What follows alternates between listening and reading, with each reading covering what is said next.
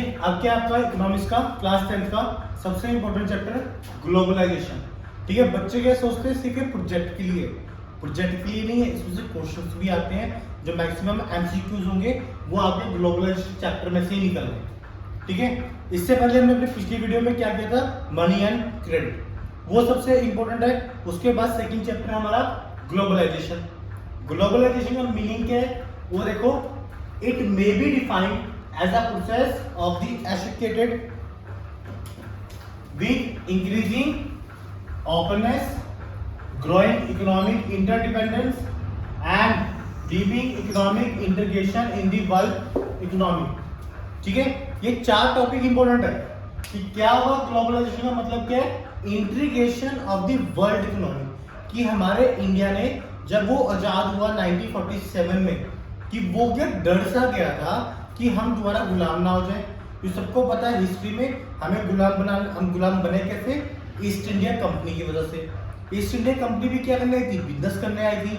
ठीक है, तो वैसे ही अब ग्लोबलाइजेशन में क्या था, इंटीग्रेशन ऑफ वर्ल्ड इकोनॉमी, कि बाकी कंट्रीज के साथ हमने क्या करनी, इंटीग्रेशन स्टार्ट करनी है।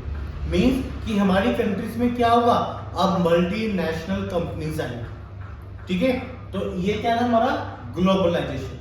ठीक है, आपको ग्लोबलाइजेशन के साथ साथ दो चैप्टर, दो मीनिंग और पता होने चाहिए।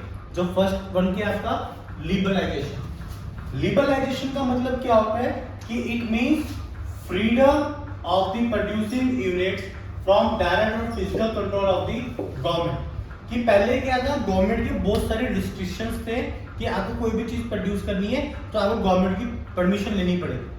बट 1991 में एक ऐसी पॉलिसी आई जिस पॉलिसी का नाम था LPG, means economic reforms. Economic reforms का मतलब क्या होता है कि गवर्नमेंट ने अगर अपने इकोनॉमिक्स की पूरी पॉलिसीज बदल दी। पहली पॉलिसी थी उसमें हमारी लिबरलाइजेशन, जिसको हम बोलते हैं एल। ठीक है, सेकंड पॉलिसी क्या थी, पी, प्राइवेटाइजेशन। और थर्ड पॉलिसी क्या थी हमारी, जी, जिसको हम बोलते हैं ग्लोबलाइजेशन। तो लिबरलाइजेशन का सिंपल सा मतलब था कि freedom of restrictions, free tax barriers and D licensing. कि जो जो गवर्नमेंट ने रेगुलेशंस रूल्स लगाए हुए हैं उसको क्या कर दिए, कम कर दिए, खत्म कर दिए। तो वो क्या था हमारा लिबरलाइजेशन। सेकंड टॉपिक है हमारे पास प्राइवेटाइजेशन। प्राइवेटाइजेशन का सिंपल सा मतलब क्या है कि private sector in the ownership और operation of a stated on enterprises. कि जो भी पब्लिक सेक्टर है उसमें क्या लिया, प्राइवेट इंटरव्यूज को लिया। For example disinvestment of public sector. ठीक है, जैसे आज का पब्लिक सेक्टर था उसको आपने क्या कर दिया, किसी प्राइवेट के हाथ में दे दिया, तो वो क्या हुई, डिस इन्वेस्टमेंट। उस पूरे प्रोसेस को क्या बोलते हैं, प्राइवेटाइजेशन। क्लियर।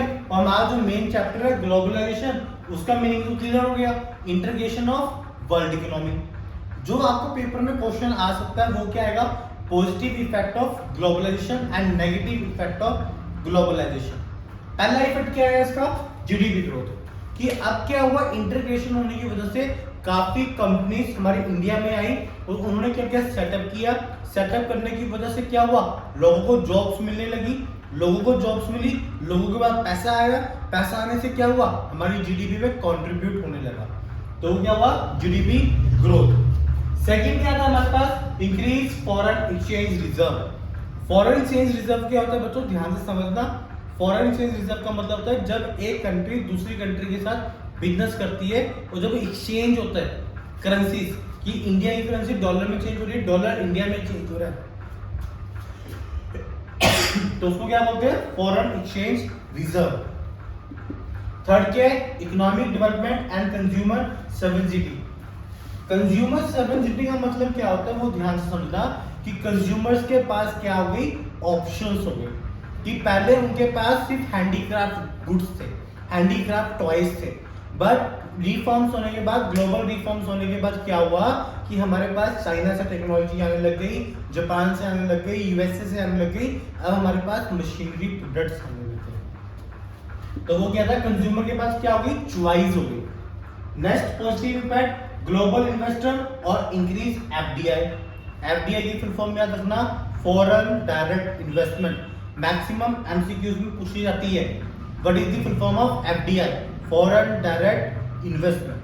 तो अब क्या हुआ, ग्लोबल इंटीग्रेशन होगी, कोई यूएसए का पर्सन इंडिया में इन्वेस्ट कर रहा है, कोई जापान का पर्सन इंडिया में इन्वेस्ट कर रहा है, तो उससे क्या हो रहा है, इंडिया की फॉरेन डायरेक्ट इन्वेस्टमेंट क्या हो रही है, इंक्रीज हो रही है। उसके बाद modernisation and diversification of product. Modernisation का मतलब क्या था कि अब नई नई टेक्नोलॉजी आ रही है, कि हमारे रिफॉर्म्स के बाद क्या हुआ, टेक्नोलॉजी आई, हमारा बैंकिंग सेक्टर जो पहले हाथ से लिखता था अब वो किस पे शिफ्ट हो चुका था, कंप्यूटर पे शिफ्ट हो चुका था। तो वो कब हुआ, जब ग्लोबलाइजेशन हुई, कि हमारे पास नई टेक्नोलॉजीज आई, ठीक है। स्मार्टफोन्स, आपका ये फेसबुक, व्हाट्सएप, इंस्टाग्राम सब कब आया, ग्लोबलाइजेशन के बाद आया, ठीक है। तो ये किसका पार्ट है, मॉडर्नाइजेशन का पार्ट है, ठीक है। तो ये आपके क्या है, 7 पॉइंट्स ऑफ पॉजिटिव इफेक्ट, और आपके पास सिर्फ 3 नेगेटिव इफेक्ट है, ध्यान से समझना। पहला क्या है, कंपटीशन, कि मार्केट में क्या हुआ, कंपटीशन ज्यादा हो गया। कंपटीशन देखो ज्यादा कैसे हुआ, कि अब एमएनसीज भी उसी मार्केट में है, ठीक है, इंडिया की डोमेस्टिक मार्केट भी उसी कंपनी में है। अब क्या हुआ, जो बाहर से बंदे आ रहे थे, बाहर से वो लोग भी लेके आए, कि कल ही टेक्नोलॉजी नहीं आई, टेक्नोलॉजी के साथ पर्संस भी आए, क्योंकि जो वहाँ की टेक्नोलॉजी है वो वहाँ के लोगों को आती है, तो वहाँ के लोग भी इंडिया में आए। तो वो क्या हुआ, वो अपने एम्प्लॉय साथ में लेके आए, अपने इंस्ट्रूमेंट साथ में लेके आए, बट हमारे लोगों को जॉब दी ही नहीं, ठीक है। तो कंपटीशन भी बढ़ा, और उसके साथ साथ क्या हुई, अनएम्प्लॉयमेंट भी हुई। और थर्ड क्या था हमारा, decay of domestic market. Decay of domestic market का मतलब क्या है, कि जो फॉरेन प्रोडक्ट्स थे वो डोमेस्टिक मार्केट के प्रोडक्ट से बहुत सस्ते थे, क्योंकि हमारे इंडिया में क्या था, हैंडीक्राफ्ट, इंडिया में इतनी इंडस्ट्रीज नहीं थी, बट फिर क्या हुआ, बाहर से इंडस्ट्रीज आने लगी, उन्होंने क्या करा, हमारी इंडिया की मार्केट पे कब्जा सा कर लिया। फॉर एग्जांपल अगर हम कोल्ड ड्रिंक्स की बात लें, तो इंडिया का प्रोडक्ट कौन सा था, Campa Cola, but Coca Cola जब इंडिया में आई ग्लोबलाइजेशन के बाद, तो उसने क्या करा, अपनी पूरी इंडिया मार्केट पे कैप्चर कर लिया, ठीक है। पेप्सी आई, पेप्सी भी कहाँ कंपनी है, बाहर की है, एमएनसी है, मल्टीनेशनल कंपनी है, तो वो भी आई, तो उसने क्या करा, इंडिया को कैप्चर कर लिया। जो प्रोडक्ट इंडिया का था कैंपा कोला, वो कैप्चर नहीं कर पाया, क्यों, डोमेस्टिक मार्केट क्या हो गई, डीके हो गई। क्लियर। तो ये क्या था आपका नेगेटिव इफेक्ट ऑफ ग्लोबलाइजेशन। और सबसे इंपॉर्टेंट टॉपिक जो आपका एमसीक्यूज में आना है, world trade organisation. World trade organisations क्या होती हैं, जिसका हम शॉर्ट फॉर्म बोलते हैं डब्ल्यूटीओ। आपको जो एमसीक्यू में पूछा जाएगा, आपसे पूछा जाएगा कि ये सेटअप कब हुआ था, ठीक है। सेटअप करने के बाद किसके थ्रू रिप्लेस किया गया, ठीक है। सेटअप हुआ ये 1 जनवरी 1995 में, डेट याद रखना है, एमसीक्यू में आती है। सेकंड, कि ये कौन से एग्रीमेंट के अंदर बना था, माराकेश एग्रीमेंट, जिसके अंदर 123 कंट्रीज ने क्या किया था, साइन किया था उस एक्ट को बनाने के लिए, वर्ल्ड ट्रेड ऑर्गेनाइजेशन को बनाने के लिए 123 कंट्रीज ने साइन किया। और इसको रिप्लेस किसने किया इंडिया से, ये था गेट, GATT, जो सेटअप किया गया था 1948 में। अब गेट की फुल फॉर्म आनी चाहिए आपको, क्या होती है, जनरल एग्रीमेंट टैरिफ ट्रेड, ठीक है। गेट की फुल फॉर्म क्या है, general agreement tariff and trade, जो 1948 में आपका सेटअप किया गया। WTO आपके लिए सबसे इंपॉर्टेंट है एमसीक्यू क्वेश्चंस के लिए, ठीक है। ये तो हो गया पुराना समय का। अब अकॉर्डिंग टू 2016 कि WTO में कितने मेंबर्स लगे, ओनली 164 मेंबर्स, ठीक है। 123 कंट्री ने उसको मिलकर बनाया, बट अब उसके मेंबर्स कितने हैं, 164 countries are the member of world trade organisation. अब उसके 3 इंपैक्ट्स याद रख लो बस, कभी कभार 3 नंबर में क्वेश्चन आता है, what is the important role play of WTO in globalization of the world, कि वर्ल्ड ट्रेड ऑर्गेनाइजेशंस का ग्लोबलाइजेशन में क्या रोल प्ले कर रहा है, क्या इंपैक्ट पड़ रहा है। तो क्या सबसे बड़ा है, ग्रेटर एक्सपोर्ट अपॉर्चुनिटीज, कि सबसे ज्यादा अपॉर्चुनिटी किसने दी हमें, WTO ने, कि उसने क्या करा, free access to global market, कि हम कंट्रीज को ग्लोबली डील करने के लिए फ्री एक्सेस दे दिया, कि आप डील करो, कोई टेंशन नहीं है, आपको कोई भी टैक्स नहीं देना, कोई भी टैरिफ नहीं देना। हमारे नेक्स्ट टर्म आती है बाइलेटरल और मल्टीलेटरल, ठीक है, 2 टर्म आती है, बाइलेटरल एग्रीमेंट, ठीक है।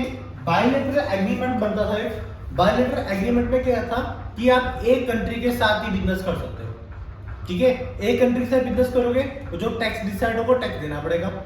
मल्टीलेटरल में क्या था कि आप एक कंट्री के साथ नहीं, आप डिफरेंट कंट्री के साथ कर सकते हो। डब्ल्यूटीओ ने क्या करा, इसको ही फ्री कर दिया कि चाहे बायलैटरल बनाओ चाहे मल्टीलेटरल बनाओ, आपके लिए फ्री ऑफ कॉस्ट है। ये डब्ल्यूटीओ का सबसे बड़ा इंपैक्ट था जो उसने ग्लोबलाइजेशन में प्ले किया। Third, rapid growth process. Rapid growth process में क्या है कि जब ग्लोबलाइजेशन हुई हमारी कंट्रीज में क्या एमएनसीज आने लगी। एमएनसीज के आने के कारण क्या हुआ, ग्लोबल इन्वेस्टर भी आए, कंज्यूमर सर्जिटी भी हुई, इकोनॉमिक डेवलपमेंट भी हुई, जीडीपी ग्रोथ भी हुई। तो ये क्या है, जब इतने ज्यादा इंक्रीज आएगा कंट्री में तो ऑटोमेटिक क्या होगा, ग्रोथ प्रोसेस क्या हो जाएगी, रैपिड। रैपिड मींस बहुत तेज हो जाएगी। और हमारा लास्ट सबसे बड़ा इंपैक्ट क्या है, फ्री ट्रेड एंड प्रैक्टिसेस। ये सब कुछ फ्री था, कोई टैक्स बैरियर नहीं, कोई कुछ नहीं, ठीक है। तो ये क्या था, आपके इंपॉर्टेंट टॉपिक थे इकोनॉमिक्स के, globalisation, world trade organisation and liberalisation and privatisation. तो आपका जो ये पूरा चैप्टर है सिर्फ ये एक पेज का चैप्टर है, आप इसको ध्यान से स्क्रीनशॉट ले लो या लिख लो आप,